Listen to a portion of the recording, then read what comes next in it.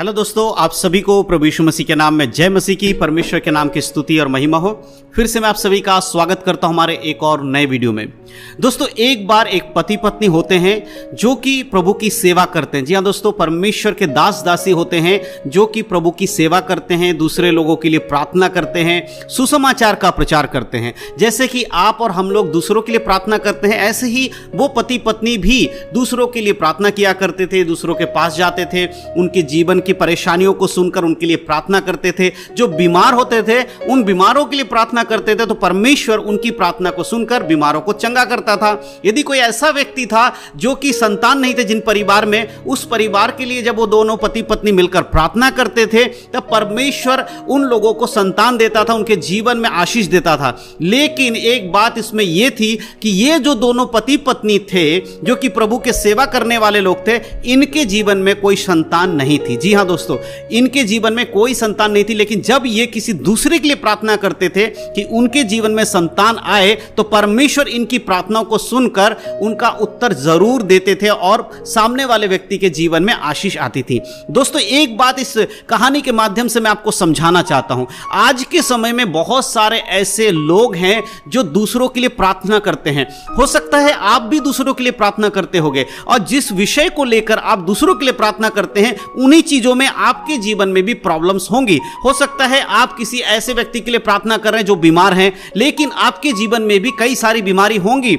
मेरे प्रियो, मैं क्यों आज ये बातें बता रहा हूं? आज के समय में बहुत सारे मसीह भाई बहन ऐसे हैं जो कि प्रभु की सेवा करते हैं, लेकिन उनके जीवन में प्रॉब्लम्स रहती हैं। और जब उनके जीवन में प्रॉब्लम्स बढ़ जाती हैं तो उन्हें लगता है कि हम दूसरों के लिए प्रार्थना करते हैं, लेकिन परमेश्वर स्वयं हमारी प्रार्थनाओं को नहीं सुनता, हमारे जीवन में काम को नहीं करता। तो ऐसे हालात में आपको निराश नहीं होना है, हताश नहीं होना है। आप ये ना सोचें कि जब आप दूसरों के लिए प्रार्थना कर रहे हैं लेकिन आपके जीवन में कोई आशीष आ ही नहीं रहा है, तो आप सोचते हैं कि नहीं, कोई बात नहीं, मैं किसी के लिए प्रार्थना नहीं करूंगा। जब परमेश्वर मेरे जीवन में काम नहीं कर रहा है तो मैं क्यों दूसरों के लिए जीवन में काम करने के लिए परमेश्वर से प्रार्थना करूं? मेरे प्रियो, ऐसी बातों को ना सोचे, हताश और निराश ना हो। आज मैं आपको बाइबल से कुछ बातें बताने वाला हूं। यदि आप इन बातों को समझ लेंगे, जान लेंगे, तो आपके जीवन में भी परमेश्वर की आशीषें आना शुरू हो जाएंगी। आपके जीवन के हर एक कमी घटी में परमेश्वर आपको आशीष देना शुरू कर देगा। इसीलिए आज के वीडियो को बड़े ध्यान से देखें और समझने की कोशिश करें,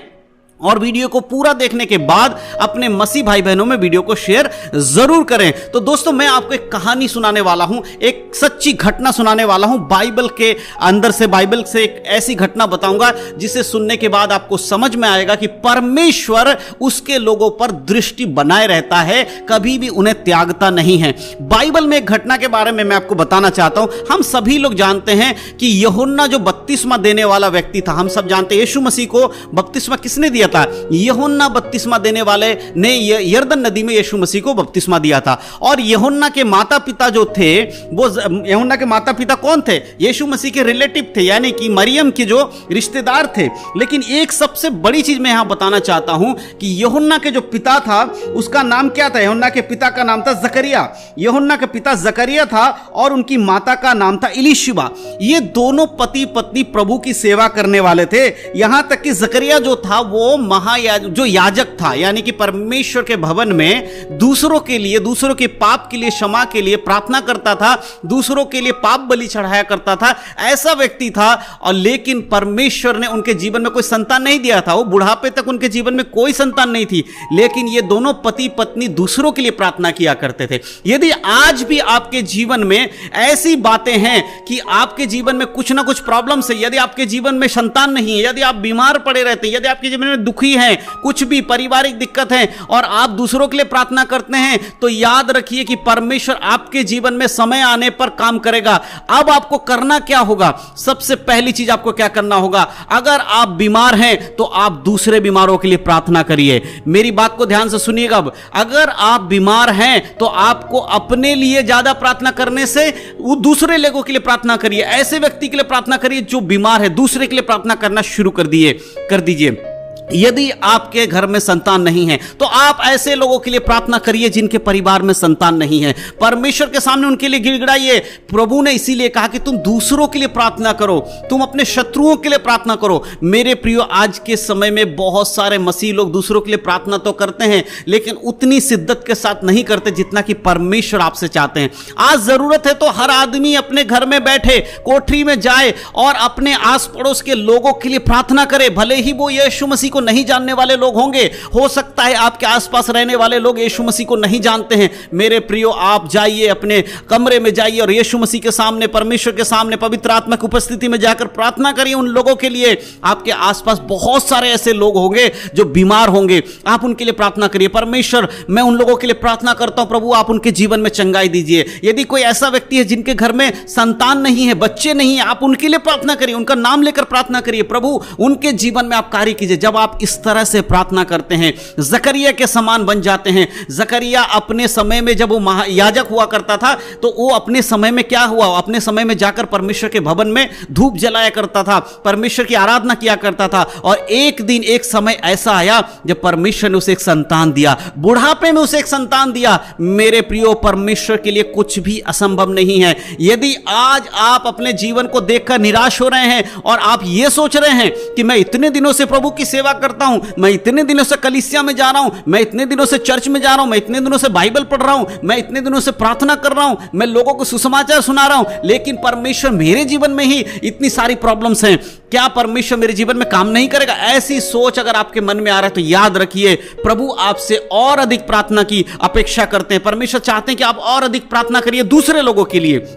जब आप दूसरे लोगों के लिए प्रार्थनाओं को बढ़ा देंगे, आप उन विषयों के लिए प्रार्थना करना शुरू कर देंगे दूसरों के लिए जो विषय आपके जीवन में है। मेरा कहने का मतलब, अगर आप बीमार हैं तो आप दूसरे बीमारों के लिए प्रार्थना करिए। यदि आपके परिवार में कलेश है, आप ऐसे लोगों के लिए प्रार्थना करना शुरू कर दीजिए जिनके परिवार में कलेश है। यदि आपके जीवन में अशांति है, आप ऐसे लोगों के लिए प्रार्थना करना शुरू कर दीजिए जिनके जीवन में अशांति है। आप देखेंगे कि परमेश्वर आपको भी उत्तम उत्तम चीजों में आगे उठाएगा। जैसे मैंने पहले एक आपको कहानी सुनाई थी कि एक पास्टर और उसकी पत्नी सेवा करते थे, वो दूसरों के लिए प्रार्थना करते थे और उनके परिवार में शांति आ जाती थी, लेकिन इनके जीवन में कई बार अशांति रहती थी, इनके परिवार के लोग इन्हें सताया करते थे। ये ऐसे लोगों के लिए प्रार्थना करते थे जो बच्चे नहीं है, तो उनके जीवन में परमेश्वर आशीष के रूप में बच्चा देता था, लेकिन इन जोड़ों के, इन प्रिय भाई बहन के जीवन में बच्चा नहीं था। लेकिन एक समय ऐसा आया जब इन्होंने प्रार्थना करते रहे, दूसरों के लिए करते रहे, परमेश्वर ने इन दोनों पति पत्नी को एक संतान दिया और इनके जीवन में भी आशीष आया। उसी प्रकार परमेश्वर आपसे चाहते हैं कि आप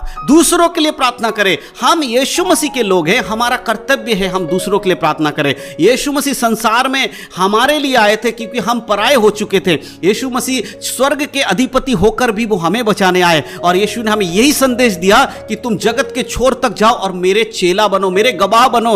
और हम यीशु के गवाह तब बनते हैं जब हम यीशु के जैसा काम करेंगे। और यीशु मसीह क्या कहते हैं? तुम अपने शत्रुओं के लिए प्रार्थना करो, तुम अपने विरोधियों के लिए प्रार्थना करो। मेरे प्रियो, आज आपको अपने जीवन में यह बदलाव अगर आप लाते हैं, आप दूसरों के लिए जब ज्यादा प्रार्थना करना शुरू कर देंगे, आप देखेंगे आपके जीवन से भी वो सारी प्रॉब्लम्स दूर होने लगेंगी। ये बात मेरी सुनकर आप अपने जीवन में लागू जरूर करिएगा, क्योंकि आज का ये वचन जो मैंने बाइबल से बताया जकरिया के बारे में और एलीशिबा के बारे में, ये बिल्कुल हम सबके जीवन में भी लागू होता है। इसीलिए यदि आप परेशान हैं, दुखी हैं, आपके जीवन में कोई प्रॉब्लम है, आप ऐसे लोगों के लिए प्रार्थना करिए जिनके जीवन में प्रॉब्लम है। परमेश्वर आपके जीवन से भी हर एक प्रॉब्लम्स को दूर कर देगा।